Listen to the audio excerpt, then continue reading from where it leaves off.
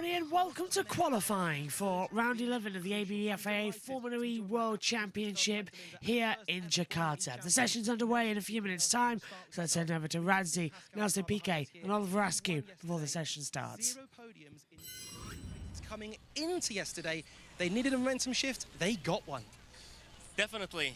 All the Porsche's powertrains seem to be very strong over here in Jakarta, so I think they have a very good chance now extending a little bit this lead, perhaps. So, no, they're in a grid moment. He had a great race yesterday, great qualifying, and he has a very good chance of repeating this dose today. To make it even more dramatic, we've got Eminem currently playing in the background, by the way. In terms of Nick Cassidy, he now leads the championship by just 2 points, Kelvin. Do you think he'll still be the leader by end of play today?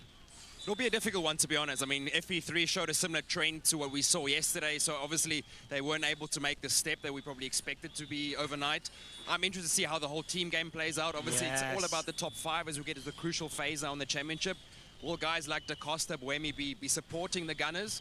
Or let's see what happens. Great point. Now, we have to talk about the main talking point, the headline of yesterday, which was an unbelievable incident between Sam Bird and Mitch Evans, 2 drivers from Jaguar inside the top 8 in the championship. Incredibly, Sam Bird took out his teammate, Mitch Evans, for the 2nd time this season. Nelson, you've got such a connection and history with Jaguar. What a moment this was. Yeah, I mean, I wouldn't want to be in Sam's position at the moment. I mean, he must be really frustrated. I know it wasn't intentional. I mean, he was just running really close, trying to take advantage of the aerodynamics of the toe, trying to obviously save a bit of energy, being more efficient, and he just was too close, and he outbraked himself. We don't know if he was talking a little bit about pressing the radio, speaking to the team, but he just did a mistake, and it's a kind of mistake that cannot happen. Very quickly, Kelvin, I was really impressed by Mitch Evans. He didn't show any kind of ferocity whatsoever. He was calm afterwards. Fair play to him.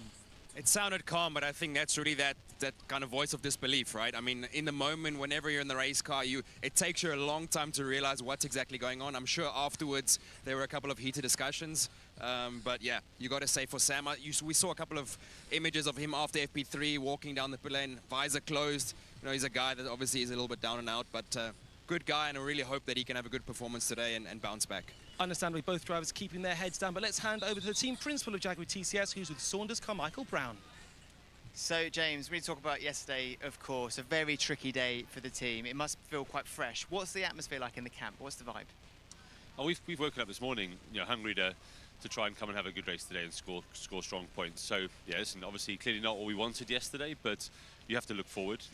We have many races left in this championship, and it's important about shifting the focus on maximising today. There's really not a lot of point sitting here and stewing and arguing about yesterday. Actually, our focus as a team is working together, coming together and trying to maximise today's results. So, one of the great benefits of a doubleheader is how quickly you can try and turn things around, how quickly you can seek redemption. Is there anything outside of the obvious, avoiding an incident like that again, that the team have changed overnight, ready for this race?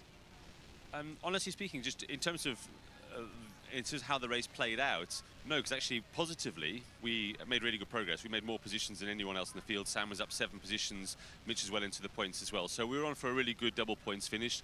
If you look at the race strategy, we were optimising everything we could out the car. We haven't been the quickest yesterday, and for sure there's definitely a few competitors slightly ahead of us here in Jakarta. So optimising what we had is what we're focusing on, and we did yesterday. So taking that same approach today is what we're going to do. We'll try and do our best now in qualifying, get the best out of the car with the chassis balance and working the tyre in the best way we can.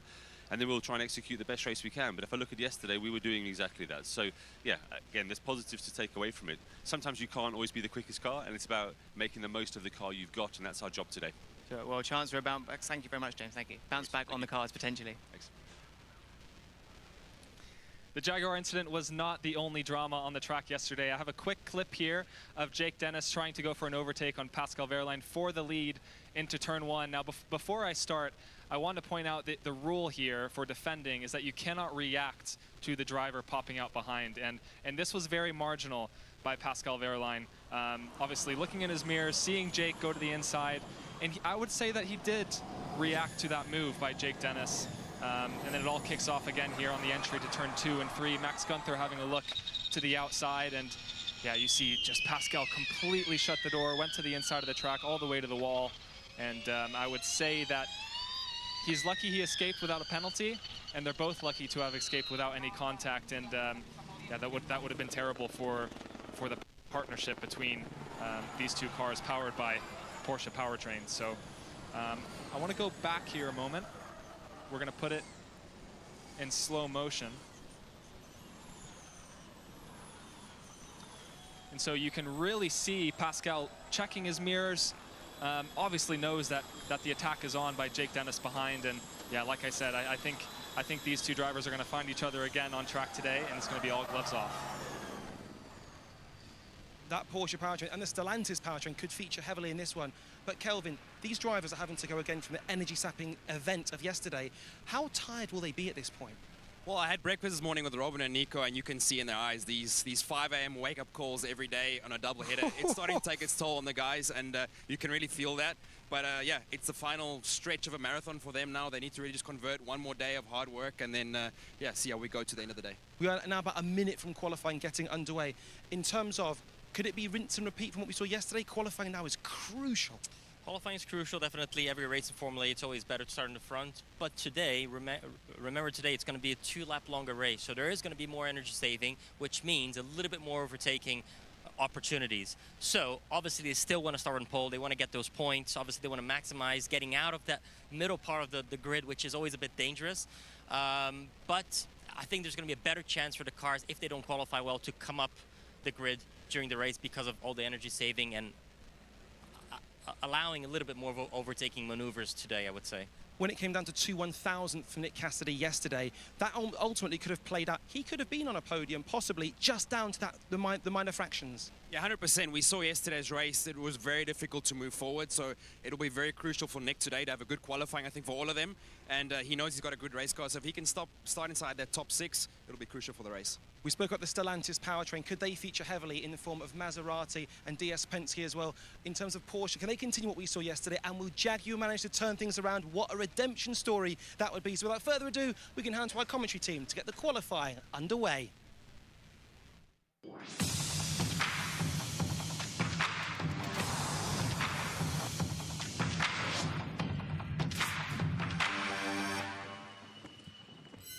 Qualifying for the 2023 11th round of the ABB FAA Formula E Championship is about to get underway. Group A is going to head out first as well, and that's Nick Cassidy, Jake Dennis, Mitch Evans, Sam Bird, Jake Hughes, Rene Rast, Dan Ticktum, Sasha Fenestras, Norman Nato, Robin Friends, and David Beckman heading out there as well.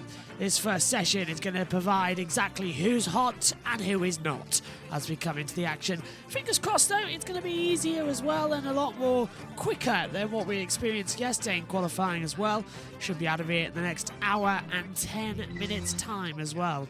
Perfectly good, because I can go for a 90-minute nap before getting into the commentary box again for the race time as well. Mitch Evans strapping themselves in. Let's check in as the green light goes on. The session gets underway. Let's check in with Green Channock and Ben Edwards. Teammates together more often than we normally see, because in both groups you got 4 sets of teammates who are competing against each other in the first group stages. Normally we don't normally see that many of them, so that'll be interesting to see. Which is, it kind of changes the emotions within the pit garage. You know,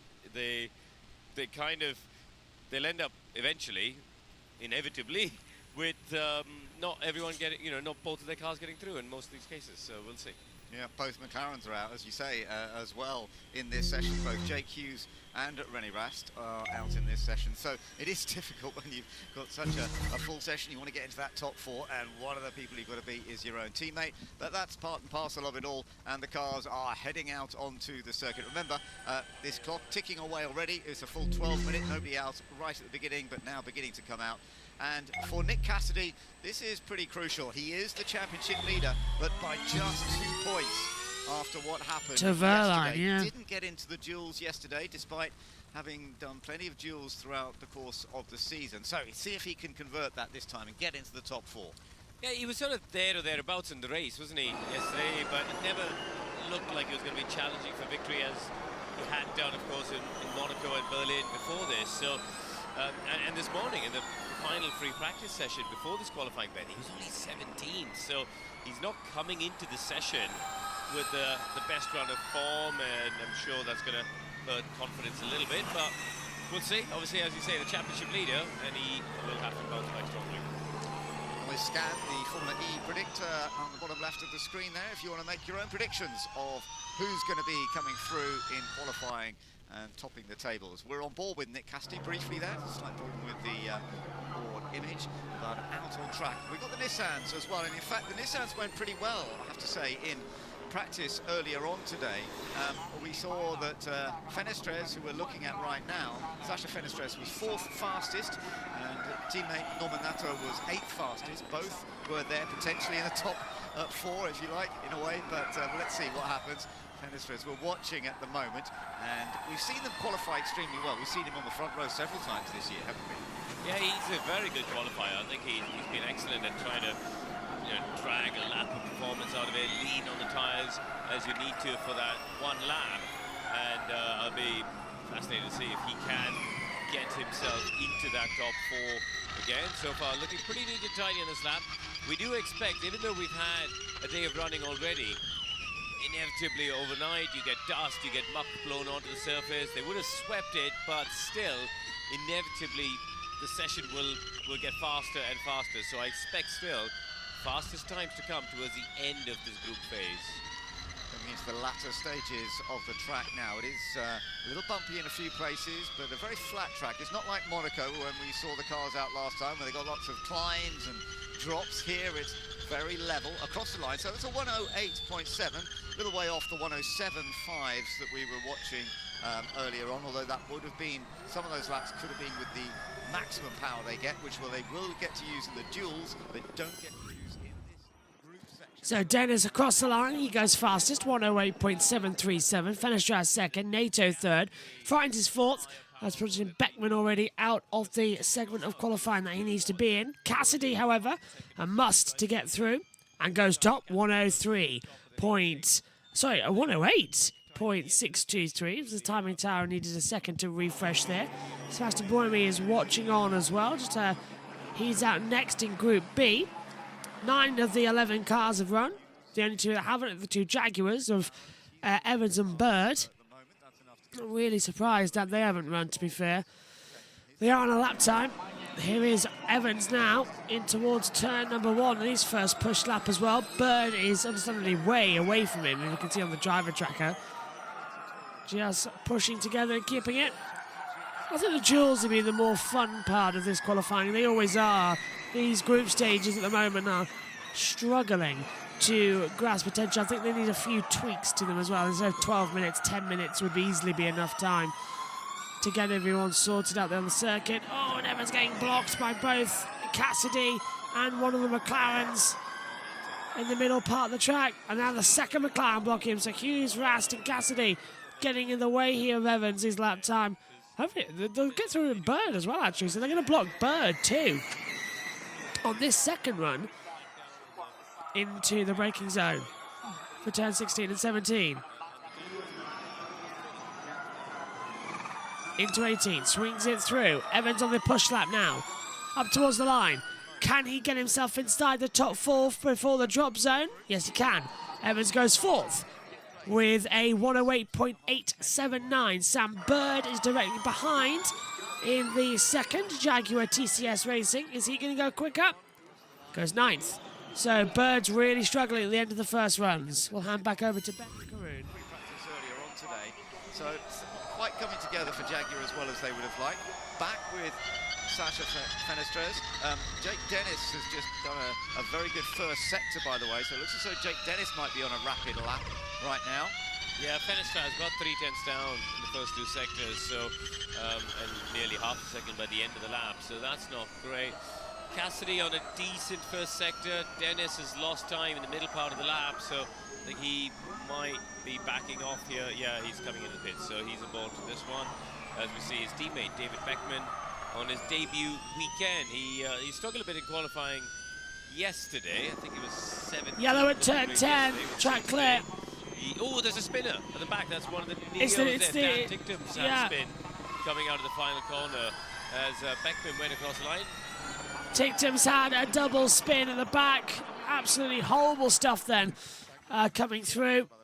So Ticktum doing a 360 out of the last corner.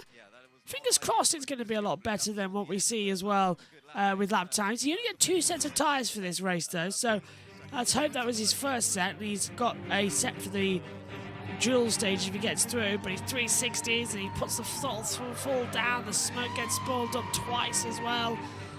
He's done like a backwards J, looking like a banana. I think he just took too much curb on the inside coming into turn 18. Let's take a look. So the car's unsettled through 17.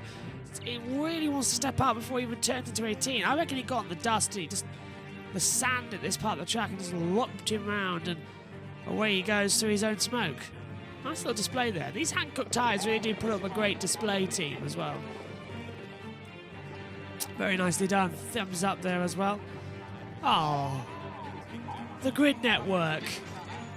Boys, thank you so much. Putting $10 in. Oh, boys, thank you so much. I hope you've enjoyed Portland as well, Ben and Joe, because they've just said awesome work all weekend, and thank you for covering Grid Live. Back from Portland, what a race. I saw some of it this morning, in between the gap between practice 2 and the qualifying.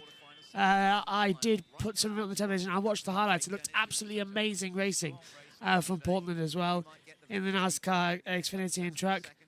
So I'm glad you enjoyed it, and it was a pleasure hosting the Grid Live show as well. Really, really enjoyed it. Thanks for letting me host the Grid Live show as well, alongside the wonderful Amanda Kaufman. But you guys back in charge for the encore show later. And thank you very much for putting $10 in. That means a lot, especially this early in the morning. I would be more animated, but I've got to keep my voice down because it's 4:48 in the morning. So I can't get too animated until past 5:30, which is coming up towards the end of the duels. That'll be fun. Because that's when next door wake up. We're in a garage setup, which is soundproof, but next door, still get a bit of a problem. So thank you to the wonderful Grid Network team. Let's back over to Ben and Karoon as we've got everyone in the pit lane at the moment, waiting for the second runs. Unbeaten down the track temperature in the 40s. They don't need to do a lot of laps to get temperature in the tyres. Formula E don't use tyre warmers. They come straight out of the box with the tyres as you would in your road car, just bolted on and away you go. But because the surface is so hot, they come up to temperature within a lap, and therefore they can all sit around waiting for the time to tick down and then just have one go at the end. Yes, it's something we haven't seen so much this year in qualifying generally, because the tyre does give you that opportunity on cooler laps to actually get quite a few laps in, and it makes it quite a packed track sometimes in qualifying. But it's as you say, it's going back to how it used to be more. Just go out there, do an out lap, a flying lap, and really then you have to bring it back in because the tyres are at that best on the flying lap. You won't get more out of them on the following lap. So now we are getting into the absolutely crucial stage of Group A, the first group. 11 drivers in this group. Will be into Group B shortly after this. Top 4 positions are also very important to get into the duels and still have a chance of getting pole position. I think if you didn't run in sync with other people here, then you run the risk of getting traffic on your last lap, or maybe a red flag or a yellow flag. So if I were the Jaguars on this occasion, I'd be going out straight away and running in sync. And oh, it looks like they have done. Okay, right. So everybody is on track. They don't want to take that risk on this final run, because all it would take is one yellow flag and then you have to abort the lap. I think more stability, sector 1, effectively more stability. All cars ahead are pretty well spaced out. More stability, sector 1, he's being told. I wonder what that actually means. Yeah, it's not a phrase that you often hear from an engineer.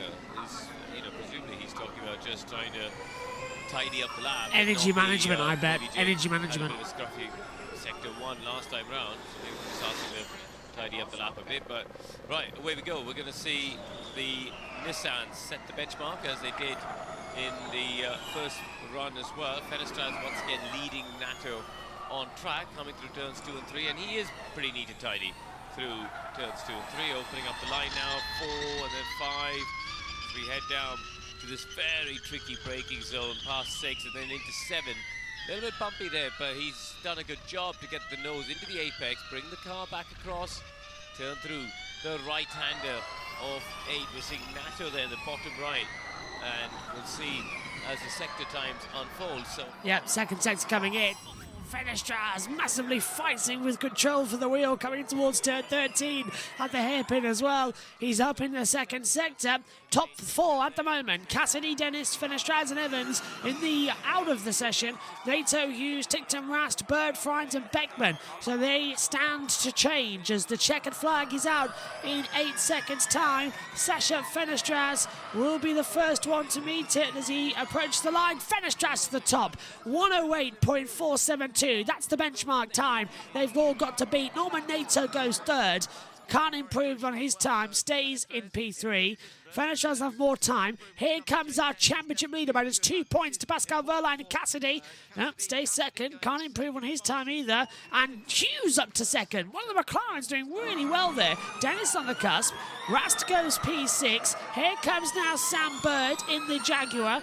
Evans across the line is shortly. Bird, though, only goes 6th again. He was 6th yesterday. He was 8th yesterday in Group A. He was 6th today. So Bird is really struggling. Dennis, though, goes top. 108.434. That pushes Norman Nato up. Beckman goes 8th. Evans the last to cross the line. And Evans goes 3rd. Cassidy again for the second race running. He goes out. Fenestras will be in 2nd, but Cassidy was 5th in the duels. Yes, was 5th in Group A. Yesterday he's 5th in Group A today. Not much to say. Sorry. So it's Dennis again, topping Group A, just like he did yesterday. And Cassidy, just like yesterday's P5. It's parallels here between the two races. Dennis, Fenestras, Evans and Hughes goes through. This is Cassidy as Fenestras pits. This is why Cassidy's out. He's locked the front tyre coming to turns 13 hairpin. Front right tyre gets locked on the entry. Loses him a couple of tenths of a second and it all goes out. So it's Dennis, Fenestras, Evans and Hughes, the top 4 going through into the quarterfinals. And starting further back on the grid then, outside as well on row 5 back, at the moment we get Cassidy, Nato, Bird, Rast, Beckman, Tictum and Frines. Right, let's hand over then to the world feed with Beckman. So I suppose the silver lining is, unlike this morning when he was down in 17th, there is some speed and potential in that car. We've seen him come through the pack and win from down in 9th, so he's not out of it, but he will be understandably disappointed. He will, because that was his error, as you say. That was a little error, but enough to lose the top 4 position to go into the duels. So he's just got to settle with that. But as we've seen throughout the course of the year, he can work his way through the races very effectively. Copy. Sorry, I can't help more. I don't want to give the wrong thing. That's Cassidy. So yes, apologising, but who knows the full story. Here we are then. So into the duels we have Jake Dennis, Sasha Fenestras, Mitch Evans, that's a crucial one for him. Jake Hughes doing a great job in the McLaren 4th, but Nick Cassidy leading the championship by 2 points. He's out of the duels, he'll have to race hard.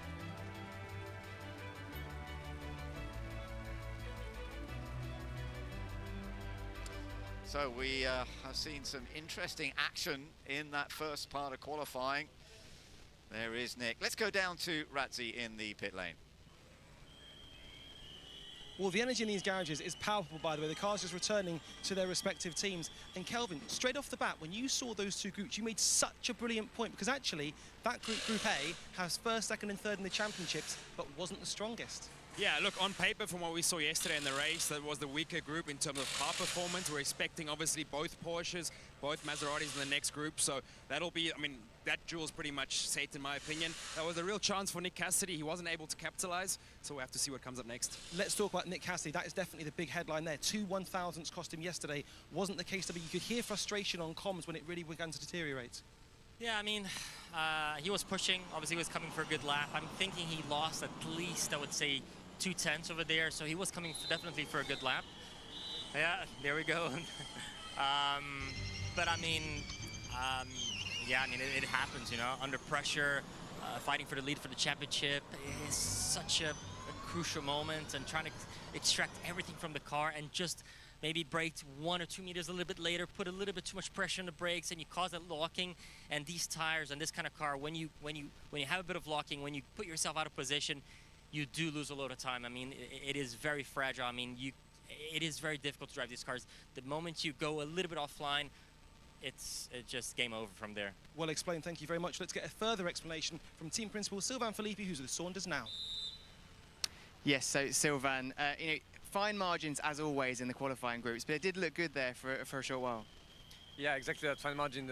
Nick's first lap was really good, but frankly, to be competitive here, we had really to push the car quite a lot, take risks on setup, and yeah, I guess on that turn 13, just pushed a bit too much. So a tiny little mistake cost you, a 10th, and that's it. So we are really close. We are really not far at all. But yeah, again, missed out on the duels by nothing. So it's frustrating because it makes the work a bit harder for the race. But however, it's a longer race, so hopefully we'll be able to catch up a bit better. We'll see. Thanks, Sylvain. Thank you. The green light is on and qualifying number 2 is underway. Verline, Vern, Da Costa, Boemi, Gunther, Van Dorn, De Grassi, Mortara, Sete Camera, Muller and Merry all heading out on the circuit. Ben and Karun. Is going to be desperate to make it through into the top 4, but what's going to be really interesting, he certainly had good pace this weekend. He won the race yesterday. Will he have the ability to get through to the duels like he did yesterday? There's a man who has made it through, Mitch Evans, and he will be pleased about that after a difficult day yesterday. The contact with Sam Bird, he scored no points at all. It has certainly dropped him back further in the championship, but he can pick up from there. But going into this Group B, the other ones we've got to watch out for, of course, particularly the 2 Maseratis. Max Günther, who has dominated all of the sessions in terms of times, except, okay, he didn't take fastest lap in the race and he didn't win the race yesterday, but he had an excellent 3rd place. But he was fastest again in free practice earlier on today, as he had been yesterday, and as he was in qualifying, taking pole position yesterday. So we will, of course, be watching him. His teammate, Eder Mortara, is also quick. Sebastian Boemi, one to watch here in the other in vision. So we shall see how he gets on. Difficult day yesterday. Saw a replay of the start. He just didn't get off the line. There was some issue with the car that didn't let him get off the line properly at the start, and then he got involved in an incident. Maybe he can turn that around and have a complete opposite kind of day today. Yeah, they all use some pretty clever software, the different teams, which is bespoke to them, and in terms of torque delivery and just trying to control the wheel spin off the line. So you'll often see them go to a start map or a start mode, and perhaps he just had a bit of an issue with that. So the second group here, so the way the groups are aligned are the way that you look through the championship order. So 1st, 3rd, 5th, 7th, etc. in Group 1. Pascal Wehrlein, 2nd in the championship, heads Group 2. And let's go on board with him, Ben. Take a look around this track. So heading down towards turn 1 as well. Heavy on the brakes into the braking zone. Now it's into a double tight right as well. Opens up a bit like Mexico here as well. Then into a double tight 2 and 3 again into the right. Now our first left of the day as well. 4 is on the exit curve. 5 sweeps round to the left. Then it's flat out as well up towards turn 6. Little curve in the straight. Heavy on the brakes in towards turn 7 as well. Left-hander. Tight corners coming up now with 8, 9 and 10 also. Tightest part of the track. It narrows down as well as they try and pinpoint the best opportunity as we come through now. Sweep through 11 in towards turn 12. Best opportunity for overtaking now to turn 13 at the hairpin as well. Super wide entry, think China, that hairpin as well with how tight it narrows into itself. Opens back up through 14. Attack mode now 15 and 16 just the exit curb there as well. Swinging through the left-hander as well. Then into the right as well, coming into the last corner at turn 18. Brake, regen the energy, power on mid-exit as well. Full now throttle. Wehrlein first time. Muller's a 109 point. Well, hang on. Muller's a 109.211. Wehrlein's a 108.641. But Da Costa is looking fantastic across the line and does a 108.609. So it's Da Costa, Wehrlein, Sete Camera, Muller. The top 4 at the moment. De Grassi and Merry are 5th and 6th. Vern out the last corner. Boots it hard. Continuing to charge. Vern goes 3rd. Van Dorn across the line and the other DS, Penske. And he goes... Van Dorn 3rd. Vern out. Gunther goes 4th. The man who was fastest yesterday. And Mortara. Mortara's topped by 7 thousandths of a second. Well, Edo never turned up yesterday, and he's turned up today. Boemi, though, last driver to set a lap time in this session. Personal best sectors 1 and 2, having a little bit of an off time. Can he do anything as Degrassi goes 10th, Mary goes to 11th, because Buemi is coming across the line to go into P6, a 10th down on the times. So it's Mortara, Da Costa, Verline, Van Dorn, 1, 2, 3, 4, Gunther, Buemi, Vern, Sete Camera, Muller, Degrassi and Mary currently out of the zone. Astonishing, very, very quick times. Da Costa only 7 thousandths off Mortara. Verline tucked in behind. It really is a close battle in this particular group. And both of the Porsches at the moment are in that top 4. Only one of the Maseratis. And this is a bit of a surprise, especially for Max Günther, to find himself down in 5th place. Yeah, that's right. We didn't get to see if he had any mistakes in that lap, but he's been the in-form man throughout this weekend in terms of one lap pace, certainly. Verline, so he's got a cool lap. At about a minute 30, so about 20 seconds slower than his push lap. He's having another go. It's a little bit of an improvement in the first sector, about half a 10. But I mean, at the moment, that'll be enough to make him the top if he can keep that advantage going. So we'll see as the lap unfolds, Ben. Yeah, so Pascal Verline had such a good day yesterday, taking victory and closing up to within 2 points of the championship leader, Nick Cassidy. Can he convert it into more points here today? You're watching on the lower right, that's Da Costa. So we're watching the 2 Porsches out there together at the moment. How are the lap times looking? Sete Camera has done an amazing first sector, fastest of anybody, 10th and a bit up. So it's looking good for Sergio Sete Camera, as you can see on the timing tower. Verline stays 3rd, though, across the line. He was 28 thousandths down on his fastest time. So that one Porsche still in. The second Porsche is in, of course, Da Costa ahead of him. 7 thousandths off of Mortara's time. Could Da Costa go to the top? No, he can't. Can't improve. He's 2 tenths down. Sergio Sete Camera, though, might just bump Van Dorn from this Group B. He's fastest sector 1, personal best sector 2. Sergio Sete Camera out of the last corner. He's at a poor 3rd sector, according to the mini splits. Cross the line. Yep, only to 7th. 10th down. Vern, he's 7th at the moment and doesn't improve. Van Dorn, 4th at the moment. Does he go up? Van Dorn 2nd by 4 thousandths. And now to the top goes Gunther. Out goes Verline. And the top 4 are separated by 45 thousandths of a second. The top 5 are separated by 66 thousandths of a second. Look at the timing screen between Gunther, Mortara, Van Dorn, Da Costa and Verline. 66 thousandths of a second. Wow! 4-5 seconds between 1st and 4th. yeah, exactly. I mean, you know, the 2 Mahindra cars at the back are struggling, aren't they? They're, 8 tenths away for Degrassi, 9 tenths, nearly a second for Mary. But if you look down to Muller, it's only 3.5 tenths for 9 cars. And as you said, 5 cars within, what, 66 thousandths? Yeah, so how frustrating for Verline to be within 66 thousandths of the top, yet he's not in the duels group yet, in the duel battle in the top 4. That's where you need to be. We've got a time to go, yeah. Oh, we're coming in here, but don't go too slow. Copy. Don't go too slow on your lap in case we get caught at the right bridge. Okay. Margin is okay, but we're on the tight side. Okay, so just to explain that, Karun, it means if you get called in here to the weighbridge, then you lose time in the pits, and of course they're planning exactly the clock time as to when they're coming back out for the final run.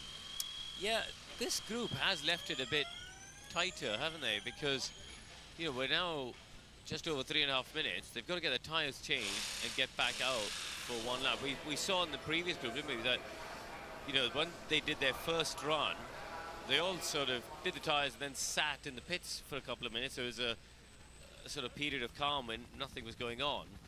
But there's not going to be much luxury for this particular group and these mechanics. They're going to have to get these tyres done and send the car back out pretty quickly. Yes, that's right. So no wasting time. He didn't get pulled onto the weighbridge, so hopefully they'll be all having time now to get these cars back out again. So wheel changes going on, tyres being changed, and an opportunity to get a little bit more grip out of a fresh set of tyres, see what these lap times can come down to. 108.5, the fastest that we have seen so far. So you can see on the dashboard you got the 4 boxes in the middle. You see the blue and the white boxes there. that'll be the tire temperature. So that'll give the driver an indication of where tire temperatures are at. The red box in the middle is you can see it's a countdown clock, so that's presumably when he's going to be released from the pit garage. 10 seconds to go. At the bottom, he's got a number showing his last lap time, 1:08.56. But the box next to it is what's known as the lap delta, so he'll keep an eye on that as he's driving around the track. So you can see that the countdown clock is going, but the mechanic can't release him because there's other cars going down the pit lane. So it still relies on the mechanic to send him back out on track. But that lap delta is key because psychologically for the driver, it gives you the indicator of whether you're up or down on your own previous best lap. So of the two Maseratis, it's Mortara out first. That is Günther in the second of the blue Maseratis. They're both looking very competitive at this point. They're running first and second in the top four. But is it going to stay that way? Because we're now into the absolutely crucial stage of Group B qualifying, and who is going to make it into the top four to go through to the duels and to continue the battle through the quarterfinals, the semi-finals, and the final, the head-to-head battle. It's always great fun to watch qualifying in Formula E and see how it all builds up to the end, and particularly when you've got the likes of Pascal Wehrlein, Sebastian the crescendo, and former double champion John-Eric Vergne down in 7th place, but always capable of producing some very special laps. We could see a very big shift in the top 4 places by the end of the fast lap, which is coming up. They're still on a build-up lap at the moment, and being such a high temperature here, they don't push that hard on the out lap, do they? No, exactly. It's quite interesting though, isn't it, that the Stellantis powertrain cars, so that is the two Maseratis and Van Dorn at the top, and they've been on really good form here. So just to explain to people at home, everyone's got the same battery here. So when we think of powertrains, we often think of an engine. In Formula E, every one of the teams have got the same batteries. However, they all do their own motors, their own gearboxes, their own recovery system on the rear in particular, as well as their own software. So, and there's commonality between what's on the Maserati cars and the DS Penske cars, for example, here. Yeah, it's a fantastic system that really does work quite well as well. As we see Mortara on a lap time with 13 seconds to go. Everybody has crossed the line, meaning that everybody with the checkered flag now out will have the same lap time delta. Let's see where this comes to. Fingers crossed it's not going to be too far off the pace, because it needs to be, as I said, super smooth. Gunther's up as well, and he's timed by 64 thousandths of a second. Mortara's 2 sector times looking good. Across the line then will come Sebastian Buemi. Stays in 6th position. Onboard camera's like 2 seconds behind the graphics as well we're seeing today. That's really bizarre here. So Buemi's P6, Mortara going to cross the line. He is pretty much safe enough in 2nd place, but can he go further? Yes, he can. 1:08.424. Gunther's behind. Goes 8 thousandths quicker. So again, we're back to the milliseconds between them. Oh, and Da Costa's had a mistake. Da Costa has backed out the lap time. He's had a mistake somewhere as well. So Da Costa really in trouble. He will remain in 4th position. Across the line then comes Vergne. Van Dorn stays 3rd. Vergne coming up soon. De Grassi goes 10th. Wehrlein 3rd. Out goes Da Costa. So Wehrlein bumps his teammate. Vergne can only go 5th. Muller then is the last one across the line for Abt and goes 9th. So it's Gunther, Mortara, Wehrlein and Van Dorn completing the first quarterfinals. And then we get out of the session, here's Buemi. I'm speechless, man. I don't know. I don't understand. The two tires, man, they don't feel the same. So Buemi saying that the 2 tyre compounds he's had don't feel the same, but that is not the case because they are the same. So I wonder why he's having problems with it. So the top 4 going through: Gunther, Mortara, Wehrlein and Van Dorn. Out goes Vergne, Da Costa, Buemi, Sette Camera, Muller, De Grassi and Merry. They will combine with Group 1 in order to set the delta times for the 5th row back. But we're now into the duels for the first 4 rows of the grid. The top, number 8, and they're starting in soon. This is Da Costa into turn 15 and 16. Got it wide, nearly whacked the barrier. He spun it actually coming through turn 17. So he thought about boxing, but decided to complete the lap time. Wise, just in case. Okay, interesting session then. Let's hand back over to Ben, who's going to hand over to Razzie. Almost, because he almost seemed to be getting back online, but no grip at all. Yeah, it's so tight, it seems, in this final part of the lap. If you're just half a car, if you even got 2 tyres away from the racing line on the dirt, then you just completely lose the grip. As we saw earlier with Tictum, didn't we? Just half the cars were there. You can see the dirt close to the walls. Because, you know, as the cars are driving along, the dirt's being blown away. But obviously, because you've got the concrete blocks in the wall, it doesn't go anywhere. So the dust settles by the wall itself. Well, this is the run from Group B then, with Max Günther taking the fastest time by just 8 thousandths from his teammate Eduardo Mortara. Pascal Wehrlein and Stoffel van Dorn have made it through. The rest have not. They'll just have to sit back and watch as we get into the duels.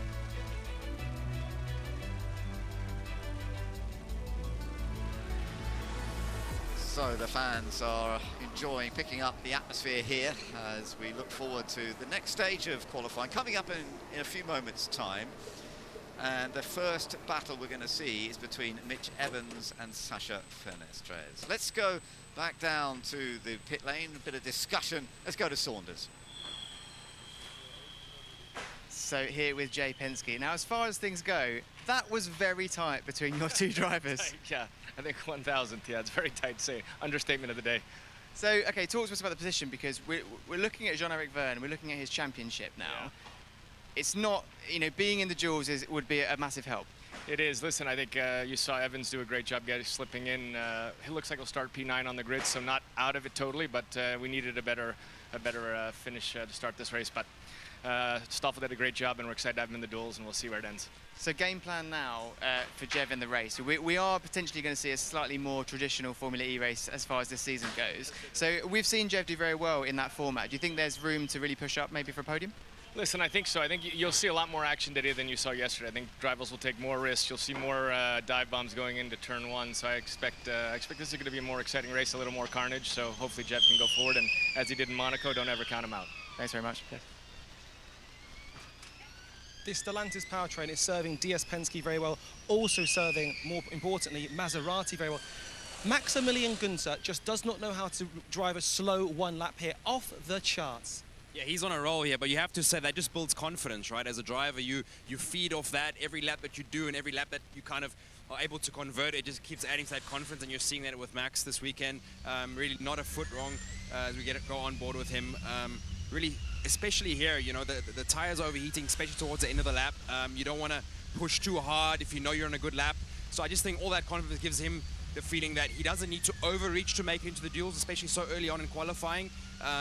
And yeah, I think he's definitely going to be the man for pole again today. Possibly the pole, I mean, double pole. He waited for his entire career and they come along like buses. In terms of Eder Mortara, I mean, I think it was a few 1,000 separating those two as well. They are so close. I mean, those two drivers are feeling really comfortable with the car. They're not needing to drive over the limit, and they're just delivering it, you know. Max has proven it the last 2 days, just on it every single lap. And I'm sure he's going to be very secure and very confident for the duels as well. Time to perfection, Pascal Wehrlein. Could that potentially be when it comes to the race later? It was crucial. I mean, we know how important qualifying is today, but also important point, Da Costa was just about to knock him out. Right. So, you know, I think Porsche's very happy over here that the right man, let's say, made it into the duels, and Pascal will have to capitalize now going forward. It's now something we all love about the qualifying. It's time for the duels.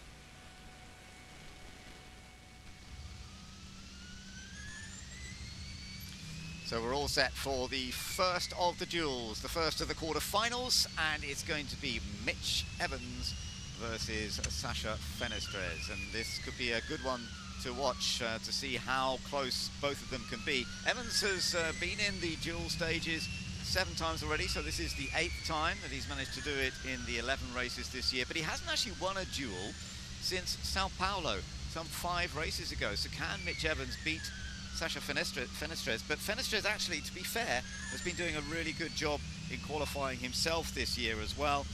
This is his 5th time that he's been in the duels, and he's been in pole position in Cape Town. He was actually the fastest in Monaco, but got disqualified, so he still ended up on the front row, and they are going to be the first of the lineups. Mind you, behind, we've got some other good battles as well. The two Jakes, Jake Hughes, the 2 British drivers, Jake Hughes and Jake Dennis, they'll be up against each other. Pascal Wehrlein is going to be up against Eder Mortara, and then Stoffel van Dorn against Max Günther. And Mortara and Günther both looking very good in those Maseratis, but the Mortara-Wehrlein battle, that's going to be one to really enjoy as well. So these are all head-to-head battles, and we're starting off with this one. Mitch Evans versus Sasha Fenestrez, and the predictors are saying it's more likely to be Mitch Evans. Who knows quite how it's going to work out? We will find out shortly as the cars are ready to go out on track. It's going to be Mitch Evans in the Jaguar. You're riding on board with him right here. He's going to be first out onto track. There's a slight pause before this man, Sasha Fenestrez, is allowed to go out on track as well. What are your thoughts on this one, Corinne?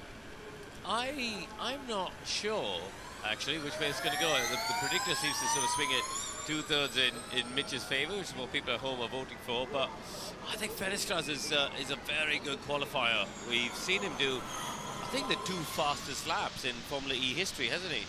Both in Cape Town and then in Monaco.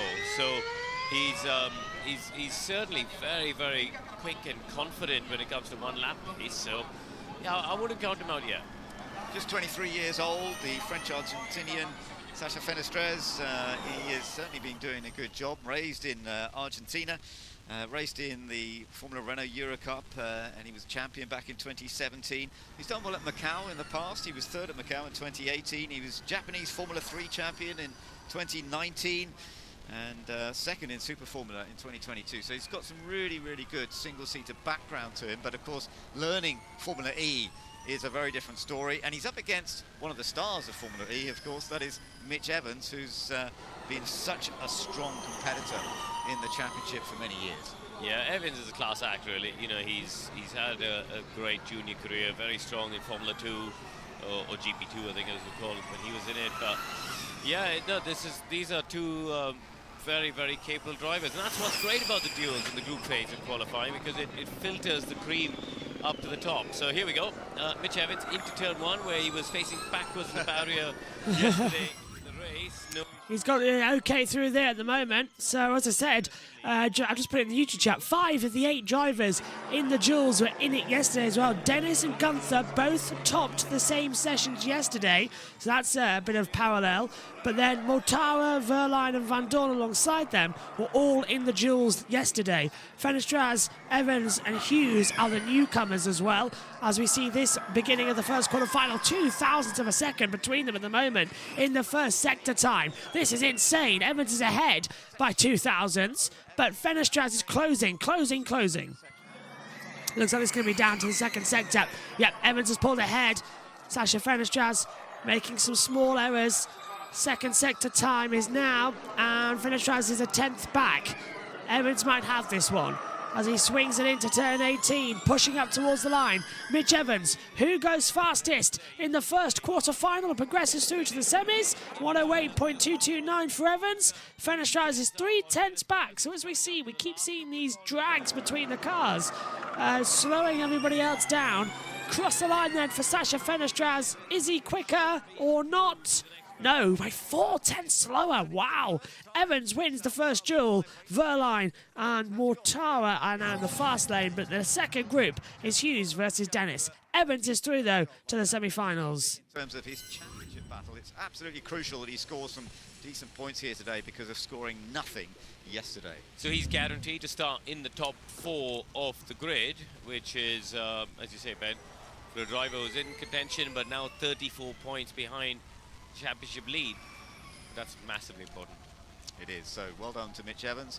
Sasha Fenestrez did a good job. Now we've got a really interesting head-to-head. They're 1-1 in the duels in the past. Predictive vote saying Jake Dennis, which I can quite understand because Jake's had a really good weekend. But Jake Hughes, another top qualifier, he was on the front row with Fenestrez in Monaco. In fact, he had pole position in the end, even though they both had issues with the times in that qualifying. And so you're watching Jake Hughes go over the line initially. So he's in the orange McLaren, and he's the first one to go over the line. Jake doing a really good job this year of getting into the whole style of Formula E, and particularly in qualifying. 29 years old, but in his first full season of Formula E. Yep, Evans is really enjoying this Dennis start time. He's had a nice start to the lap, actually, as well. So he's had a good first 3 corners. Hughes' first sector time is a 20.818. Let's see what Dennis is going to have. But oh, and Hughes slides the rear. Coming into the second sector, that's going to cost him. Dennis is ahead already by 3/10. 19.727 for Dennis. This is not gone well for Hughes then. And it looks like Jake Dennis is going to be on the attack. As they swing back through. Yeah, Dennis massively ahead now by 3/10 of a second. Now 4/10 between them. So Hughes has lost it. Dennis has got it unless he crashes. Hughes still got to complete the lap time then. Out of the line. Hughes' time is a 108.962. Dennis is ahead by 0.6 of a second in the second sector. The Avalanche Andretti with the Porsche powertrain exits the last corner of turn 18. A little bit of a slide up towards the wall. It's going to cost him a few tenths, but he is 6.5 tenths ahead. Dennis, a 108.313, demolishes Jake Hughes in the McLaren. Yeah, that was a little worrying out of the final corner, but he has got through into the semi-finals. He'll be up against Mitch Evans. That is how you do it, mate. Well done. Purple in every micro sector. Mega job. Yeah, so they were pleased. They were very pleased with what Jake did. And remember, he finished second yesterday. He really felt he had a chance to win the race. Is he going to get another opportunity to take victory here in Jakarta this weekend? He's on a very consistent run of podiums recently, and third place in the championship, but his point score much closer to the top now. It's only 12 points, I believe, away. A little bit more than that.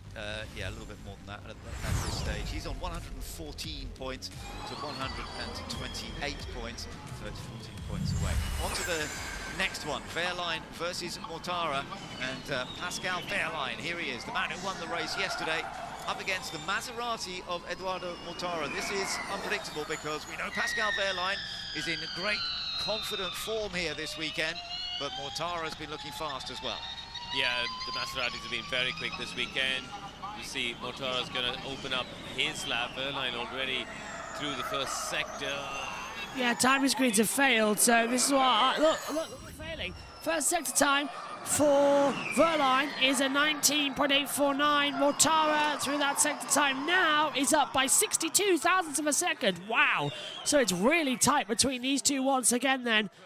Well, both got interesting powertrains. Wehrlein, the second in the championship, 126 points. Cassidy's 128, so there's not much between them. This is crucial for the World Championship here. Mortara's ahead by a tenth.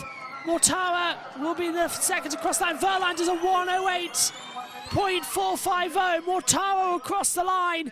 Does he demolish? Well, we don't know yet because we haven't figured it out. Here's Mortara. He's way behind. Mortara's ahead.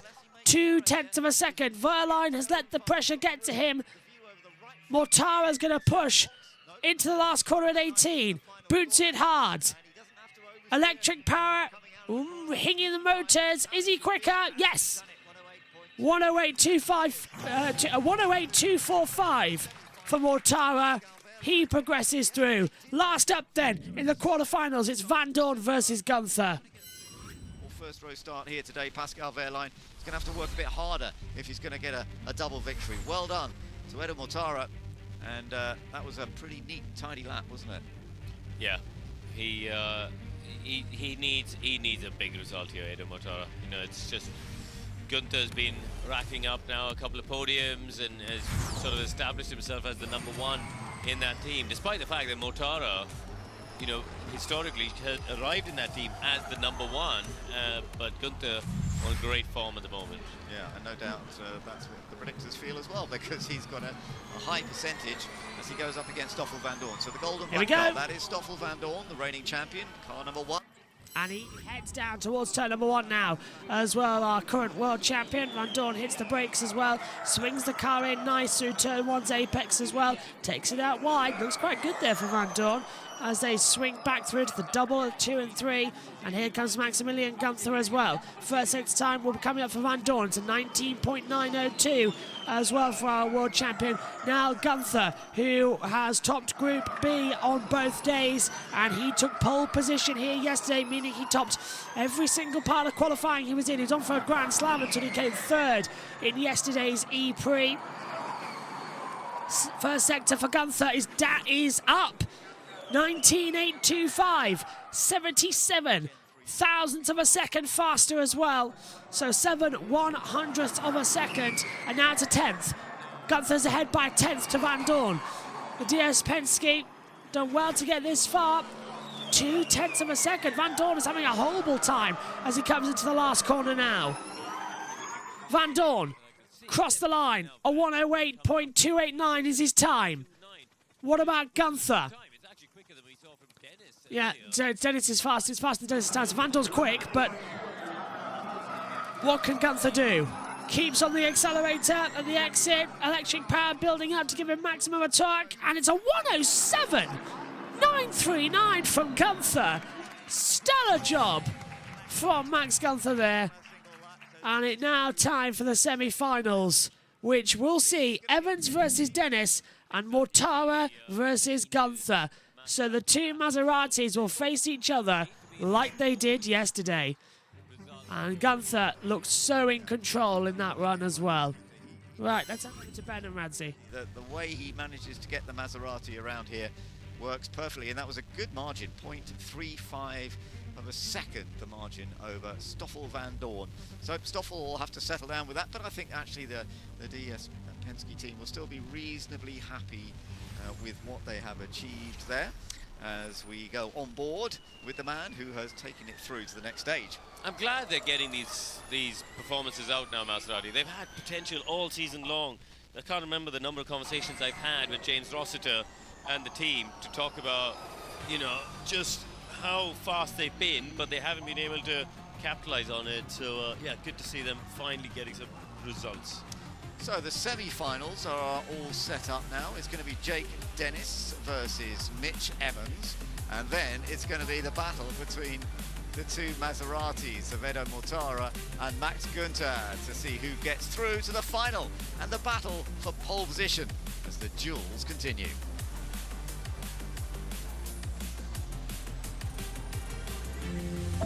So we've got a few moments away before we get into the semi-final start. Our team's got a chance to just catch up. Let's go down to the pits and find out all the latest news with Radzi. Two properly mouth-watering semi-finals. Let's kick off with Evans and Dennis. A man who's in form, Jake Dennis, and a man who wants redemption, Mitch Evans.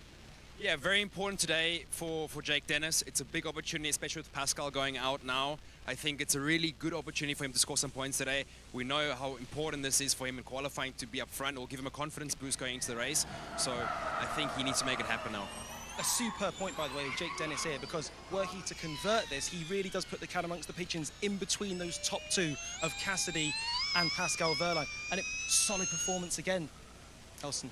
Yeah, I'm very impressed. I mean, he's on it this weekend. I mean, him and Maximilian, I mean, Gunther, they've, I don't know what they've found, but they have so much confidence this weekend. It's just, I think we've never seen so much dominance in two qualifying sessions back-to-back, you know, in double headers, like a driver like Max, just delivering every time, every exit. I mean, on the duels, on practice, on the qualifying session, I mean, Max just has the car under control, like a way we rarely see in Formula E. I mean, because you're driving so much on the limit that drivers do mistakes once in a while, but Max has just been delivering it this weekend the way I've never seen something before. Kelvin, let's split the hair. Who's possibly going to win in this battle of the Maserati? I think it's pretty clear. I think Jake's going to be probably favourite for pole. Max on the other end against Edo. I think Max will probably bring it home. Interesting stuff. It's going to be very, very close, it has to be said, but the Stellantis powertrain has just come to the fore once again. We saw it with Penske, not quite as dominant as Maserati, but like you say, there is something about these conditions, the humidity, whatever it is working. Yeah, definitely found something. I don't know what it is. Obviously, we all want to know. I'm seeing all the teams want to figure out Right. what they've found, because the confidence they have, the drivers, the calm and the speed, it's something really that it's a driver's dream, just to be so confident, being so quick at that, you know, the way they're not over driving the car, they're not going over the limits on the braking, they're just driving perfect laps. And yeah, I mean, congratulations to the team just for finding this pace. Also, it's seeing crucial. him after the race, obviously he looked absolutely shattered, but seeing him in breakfast this morning, Maximilian Gunther, there was no sign of fatigue whatsoever, and I wonder if that's just what adrenaline and confidence does for you.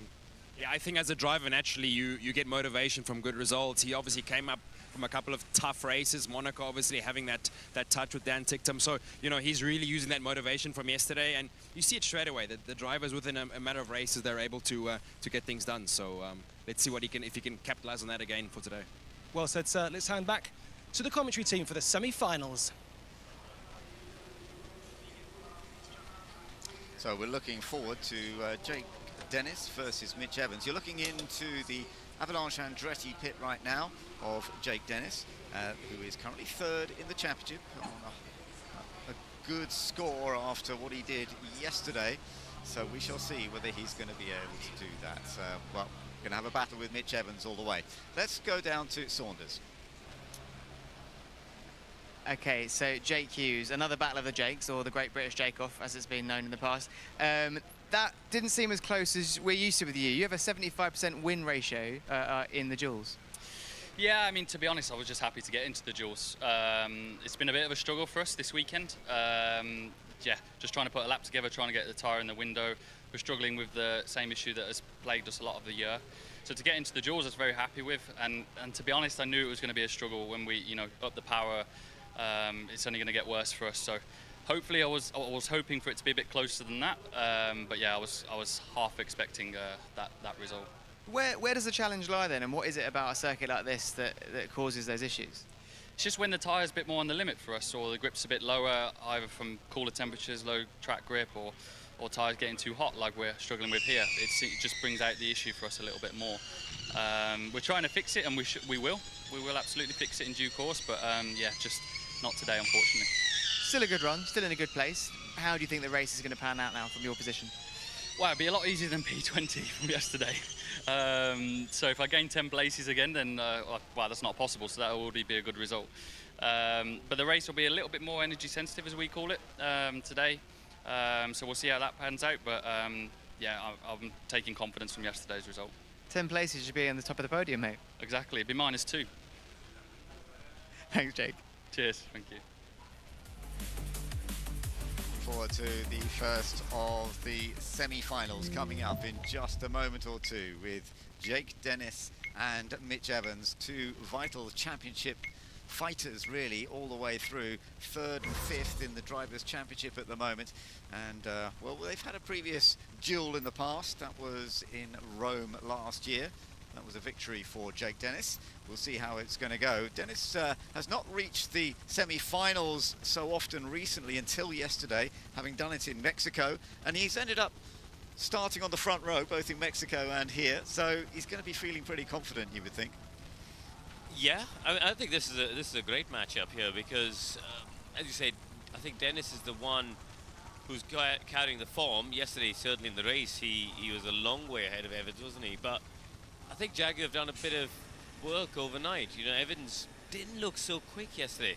Even before his little incident with his teammate, he was already, what, 7-8 seconds off the pack.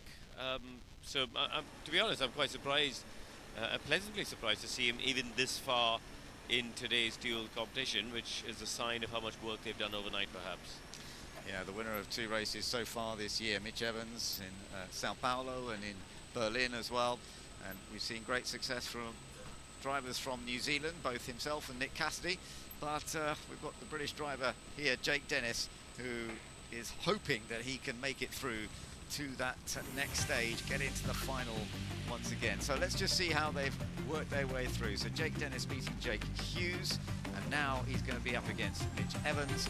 Whoever takes this victory will then be up against a Maserati, but we don't know which one yet, of course, because that'll be the second semi-final. Nedo Mortara and Maximilian Günther go together.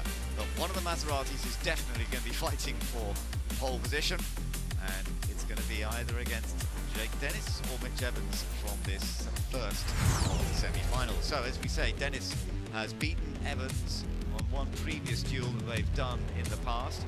Predictive votes saying that Jake Dennis is going to go for it, but not everybody feels that. Some feel that Mitch Evans can do it. It will be Jake Dennis out first, car number 27 in the Avalanche Andretti, and then the slight pause before the Jaguar of Mitch Evans goes out.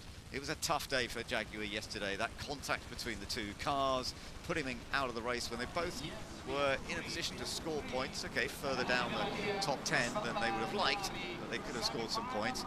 Today it could be a different story. Out onto the track comes Jake Dennis. The outlap, important. Don't work the tyres too hard. Just keep it all nice and smooth. Yeah, he's taking it pretty gingerly, isn't he? So, you know, I think one thing to keep in mind is from when, let's say, the group stages of qualifying began, which was, what, over an hour ago, the track temperature has just been going up and up and up. So, you know, they do have to think about that. The other thing is these tyres have done a bunch of running now compared to when that started. So these are all factors that the teams and drivers have to calculate or have to think about when they calculate how fast or slow they do this build-up before their high-speed attack in the duels.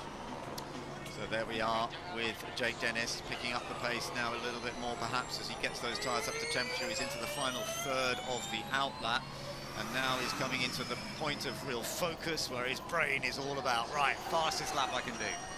I wonder how much this fastest lap is going to be. Dennis versus Evans then. As we heard Ben say, predictor vote's going to be out. Let's hear from Dennis. Well, radio's open. 9 tenths down, speed up a little. 9 tenths down. 9 tenths down to speed up a little. Away we go then. Dennis in towards turn 1.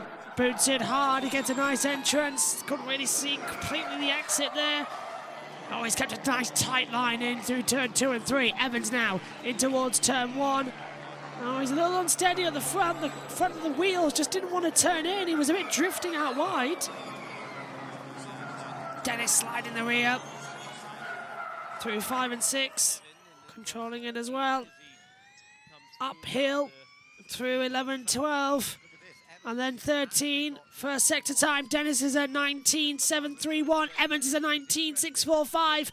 So he's ahead by around about 88 thousandths of a second. It's so tight between the two. Second sector for Dennis, 21.027. Second sector for Evans is a 21.025.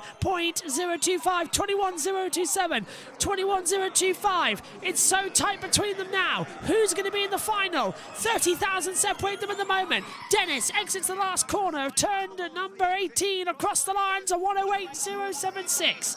So what can Mitch Evans do in the Jaguar TCS Racing? He's going to exit the last corner. It's going to be so close between them. The computer's only put the 24 seconds. Across the line comes Evans. Oh, he's a thousandth difference. It's 1,000th of a second. Evans is a 108.077. Dennis is a 108.076. I have never seen that before. Look at that. Dennis goes through by 1,000th of a second. Unbelievable. Wow. So Dennis will be in the final. And who's he going to be facing? Is it Mortara or Gunther? But well done to the Andretti team, or well done particularly on that lap by Jake Dennis. That looked tight on the TV.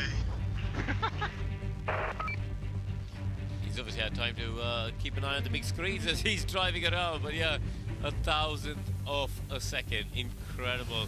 But you know what, Evans, I know he'd be disappointed not to get through the final, but starting up there, showing the pace he's shown, that's pretty good for the championship battle. Second semi-final is already on. It's between the two Maseratis.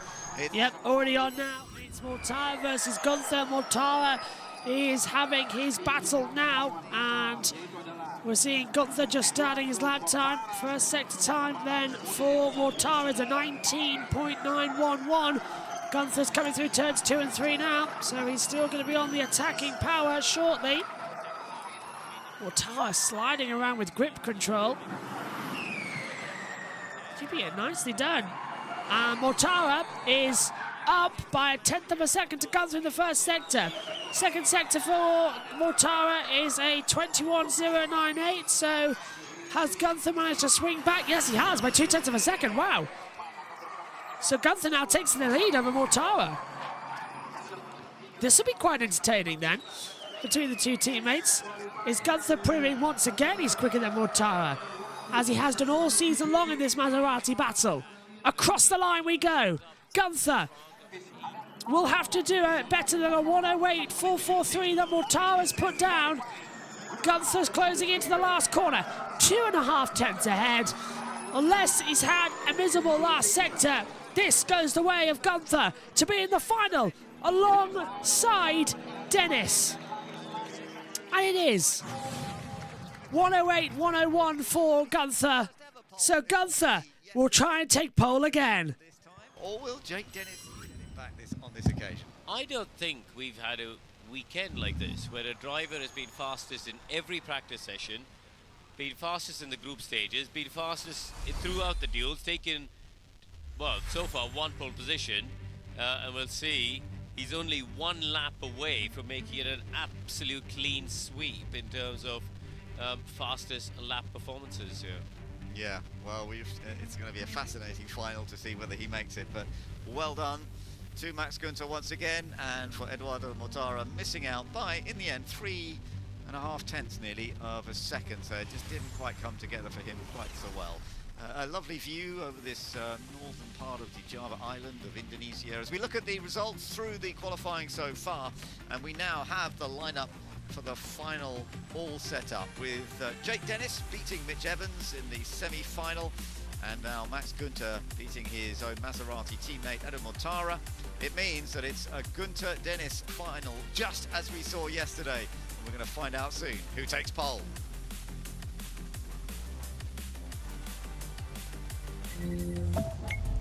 Well, it's been a fun qualifying so far, and I'm looking forward to the rivalry that's going to be coming up in a few moments. But let's go down and join Saunders in the pit lane.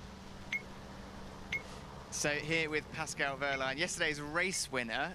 How are your thoughts after qualifying and being knocked out of the duels? Yeah, I think, again, a good qualifying for us. P6, obviously we wanted a little bit more. Yesterday we started from P3, but yeah, the balance has changed a bit, and yeah, not 100% happy with the balance of the car, but yeah, I think we saw yesterday that we are quick in the race, and I think today it should also be easier to overtake, so hopefully we have a good race pace again, and then I think a lot can be possible. I mean, you're a driver that's managed a race win back in Derio from, I want to say, P8, was it? Or P9? So everything's on the table still. Yeah, definitely. I mean, in the race, usually we are quite quick. And yeah, like I said, P6 is definitely one of our strongest qualifyings this season. So we can be happy with that. So at this point, one question. Are you going to be leaving tonight top of the standings? I don't mind. In London, I mind. Where it counts. Thanks, Pascal. So Pascal Wehrlein out in the quarterfinals, Mitch Evans out in the semi-finals, which means it's perfectly poised now for Jake Dennis in the final and the fastest in terms of the qualifiers. And I think he's got a big advantage here. Remember, while Günther was out there doing his semi-final run, Jake's tires have been sitting in the garage, have been cooling down. So important for this final. So I think he's got, in terms of on paper, he's got an advantage for the final. Just a word on the margin between him and Mitch. 1/1000th of a second. What do you reckon as a guess that is in distance? Much. I mean, it's absolutely preposterous. I mean, you're seeing what he's doing there. It really was incredible. No, it was an amazing lap.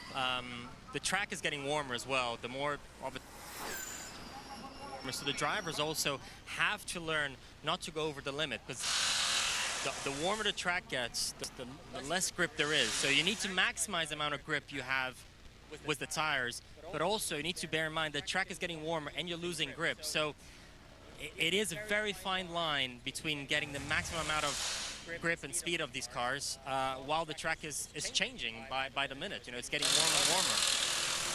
Well, the on-track temperature was 42 degrees. It's going to hot up once again when this final gets underway. Maximilian Günther, pole sitter yesterday. Can he do it again? It was a career first yesterday. Will history repeat itself? It's time to find out.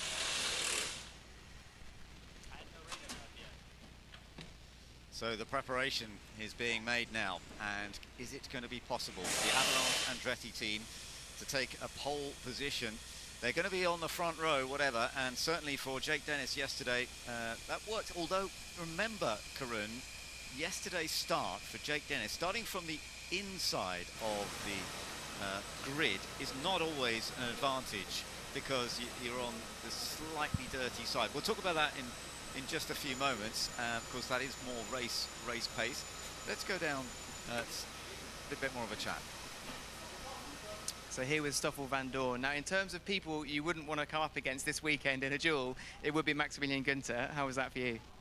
Yeah, it was tricky. I'm not sure what Max has eaten before he came here, but he's been flying this weekend. He's been topping all the sessions, so obviously probably one of the toughest duels to go against him. I think my lap time was actually quite competitive compared to everyone else. It's just Max that's really standing out at the moment, so fair play to him, but we're in a good position. We're starting P5. I started there yesterday as well, so I think we can have a good race from there. So you mentioned there, we've seen you start from good positions before, but converting it into race performance and getting up on that podium is still something that hasn't happened yet. Do you think that could be on the cards today? I think we can. You know, yesterday we started 5th, finished 4th, lacking a little bit compared to the podium, but I think today we should be in better shape, so hopefully we'll make it there. How different do you think this race is going to be compared to yesterday's? It will be a little bit tougher. It's 2 laps longer, so a little bit more energy saving. But in general, overtaking yesterday was quite complicated, so you know, it's going to be a little bit easier today, but we're still going to have to you know, have good pace and execute good attack modes. Thanks, Stoffel. Thank you. As a general note, Kelvin, it has to be said, it's great to see Stoffel Vandoorne back in amongst it. It's been a while, it's been a long time coming, but he's the reigning champion, we can't forget. Yeah, he's back on form. Good to see him back. We always knew Stoffel was a great qualifier, so that really plays into his hands. You can see when you have a car that's working, you're not forced to take so many risks to kind of compensate for that. And you see both of the DS Penske cars in the mix, but especially Stoffel, as we see Edo, yeah, probably not so happy with his semi-final, but still a great top 4 position for the race. Second row on the grid. I'm sure Maserati, certainly James Ross, will be absolutely delighted. Somebody guaranteed second row, somebody guaranteed front row. In terms of Günther, what's going through his head right now? We know he's confident. What does that look and feel like when you are driving the best of your life? I think the confidence takes off a bit of pressure. He knows he's got a car that can deliver. He knows he'll be at worst second on the grid. He's got backup from his teammate, and I think he's got to take that confidence from yesterday, knowing he's scoring points now for the team as well. The atmosphere around, the engineers, the mechanics, you start to feel that when everyone's smiling, everyone's happy. So it just motivates both drivers, and I think you know, before this weekend, Maserati was in a very desperate state, but now 2 good points finishes could really change the morale in the whole team. Significantly, actually, whoever comes second in this final will have to be on the right-hand side of the track. So when it comes to that start, just very quickly, it could be crucial in falling back early doors in the first turn, as we saw yesterday. Yeah, we did see on the start yesterday, it's not ideal to be on the inside, but still, if you can get a pole position, you always go for it. Second place is still better than 4th, so let's go for it. Let's see how it plays out. Correct, sir. Let's go for it.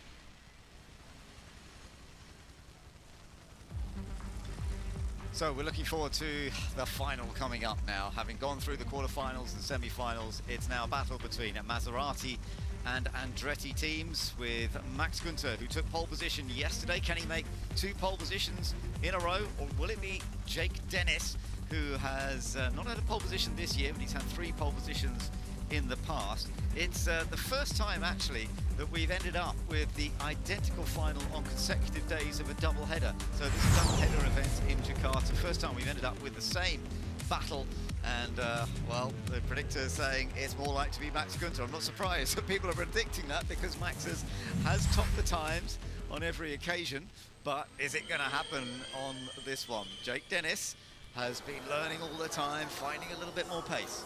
He has, and actually... Yeah, we're going to find out exactly who's coming up shortly, as they're coming out of the pit lane soon. Did a 108.076, which was a smidge faster than what Günther did in the semis, although Günther did a better time in the quarterfinals of the 7.9. So they've been pretty evenly matched in terms of actual lap time, but, you know, Günther's been the informed man, carrying a lot of confidence into the session. You'd have to say, in terms of experience of finals, it actually goes with Dennis. This is his 7th final in Formula E qualifying. He's won 2 of them, but we'll see if he can sneak ahead of Günther this one. Yeah, 7 is a record, so that's the most that anybody has been in the final like this. So well done to Jake Dennis for that. And funnily enough, it's Jake Dennis who was the last driver to win 2 finals back-to-back at an event. That was London last year. So this time, Max Günther's trying to do that, but against Jake. So let's see how it goes. On the outlap, it's all about the lap that's coming up now and about the focus, the concentration, getting everything perfect. This is the outlap where you've just got to get those tyres up to the correct temperature, but you don't get long to play with it. It's not a long lap, but it is 18 corners, 2.37 kilometers, just under 1.5 miles, and we're almost ready for them to go over the line and start the rapid pace. Here we go then, the final for round 11 of the ABB FAA Formula E World Championship qualifying. Who's going to start on pole position for the Jakarta E-Prix? Günther gets a good start. In towards turn number 1, flicks the car in. 3 rights in a row before the left. It's an interesting start. It's a good start, actually, as well. First sector time for Günther's coming on. 17, 18, 19. Oh, it's a 19.698. It's a bit slower than what we've seen so far. Dennis and Günther were bang on, but look at that. Already Günther's ahead by 10. Dennis has had a small error. What's the second sector time? First sector time from Dennis. Well, Günther's done a 33.113 in the second sector, but Dennis in the first sector is a 19.87. He's 2 tenths down. Dennis has made a mistake, and Dennis is losing time. Günther looks like he's going to sweep the weekend, and look at that, he's 4 tenths down. Dennis is having a shocking lap. Absolutely shocking. But it still looks like it's going to be the same top 3 that we saw yesterday. Going in. Unbelievable drama, unbelievable. Günther across the line with a 107.753. He is half a second clearer than Jake Dennis. I do not think there is a single thing that can be done. Dennis out the last corner, fires it to the line, takes the checkered flag, and he's down. 108.338. 0.585. Maximilian Günther takes his second ever pole position in Formula E and does back-to-back poles in Jakarta. That Maserati's fast. Can he fix where yesterday went wrong and take a victory in round 11? Flying group session and every dual session. Brilliant. I'm going to let him finish the lap because I don't want to be rude, but I think you just get your second pole position with half a second. They were enjoying it before Dennis even crossed the line because it was such a good lap. They were very, very happy about that. Mind you, Jake Dennis, we know, has good race pace in that Andretti, and he is still a potential race winner when we get into the race later today. Not just that, I think he's the favourite for the race because he's starting, okay, he's on the dirty side of the grid, which was bad yesterday, but he's starting at the sharp end, and I do think he's got better race pace than Evans and the 2 Maseratis around him who are in the top 4. So he, yeah, I'd say Dennis is the favourite for the race. Scored another 3 points from Max Günther. That helps him too. Now we can race from here, mate. So it's Max, then yourself, then Mitch, then Mortar is the top 4. Yeah, he's going to be very much in a good position, as you say, and in many ways a favourite to win because we saw that pace he had yesterday. It didn't quite work in getting past Pascal Wehrlein, but who knows what can happen this time. But the congratulations to Max Günther. I tell you what, he must love being at Jakarta. He must love being in Indonesia. He will always have great memories. I know, I mean, he should get a house out there. He's clearly, something in the air suits him. And yeah, he's been on brilliant form, and it's really good for this team as well, Maserati. You know, they had lots of incidents. You know, James Ross and I were joking earlier in the year that they are the spare parts department's favourite customers. The amount of damage they've had done to their cars, but yeah, there's a lot more smiling now. Just hearing through radio that it was that turn 1, little bit of error there actually from Jake Dennis that really kind of put him out. You noticed straight away that the time was a bit off and that it didn't look quite right through turn 1. Yeah, but when you look at the sectors, in term, you know, yes, he lost a 10.5, but it was the middle sector of the lap that he dumped another 3 tenths actually. and then another tenth of the last sector. So it was the middle chunk of the lap where the most of the time went away. Okay, well, it was certainly great by Max Günther. He put it all together brilliantly well and has fully deserved back-to-back pole positions. What a weekend for him. He's never had a pole position in Formula E until this weekend, and now he's had 2 out of 2. And yeah, you can really celebrate that one in the Maserati, and lovely for the team, which has been going through a bit of an up and down time this year. But lovely having the Maserati name back in racing, and this weekend it has worked well for them. He got the podium yesterday.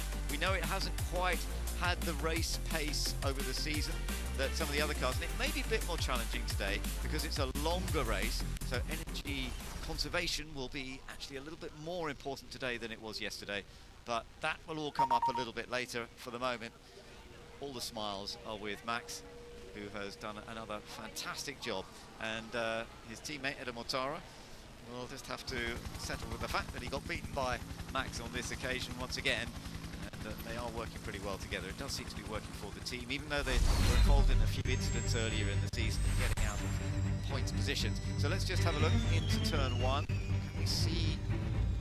Yeah, you can see he was carrying a bit too much speed in, wasn't he? Yeah, just a bit wide of the apex there, and just then he had to back it off a bit more than he would have liked. So, but as I say, it was there's a tenth and a bit there, which put him on the back foot, but it was the middle part of the lap where most of the time bled away. So, still well done to Jake Dennis. He's still in an excellent place for the start of the race coming up in a few hours' time. But I can imagine that we've got a very happy Max Günther. Let's go down and hear from him. Maximilian Günther, you came here this weekend with no pole positions to your name, and you've already got 2 back-to-back. Congratulations. Yeah, thank you very much. Amazing feeling. This last lap, the pole was really cool. Pretty ideal lap. Proud about this, and yeah, once again, thanks to the team. I think our progress is great this season so far. So really happy. The qualifying actually has not been as easy for me, especially in the group stage. I had a few issues, but yeah, then definitely once you put the 350, we were there. So yeah, very pleased for that. What is it about this circuit that seems to work so well for you? Because that pole position was almost half a second. That's not a time that we often see in the final of a duel in Formula E. Yeah, it's a lot about the small details. That's what I'm working for together with the team, and yeah, we didn't get the the reward maybe in the first few races of the season, but we kept cool, and yeah, I think now it's more and more coming together, and yeah, really feeling good and happy with the progress. Well, congratulations again. Now it's time for Maximilian Günther to be presented with his pole position trophy, and that will be done by Ruwan Kraus, Senior Partnership Manager of Formula E.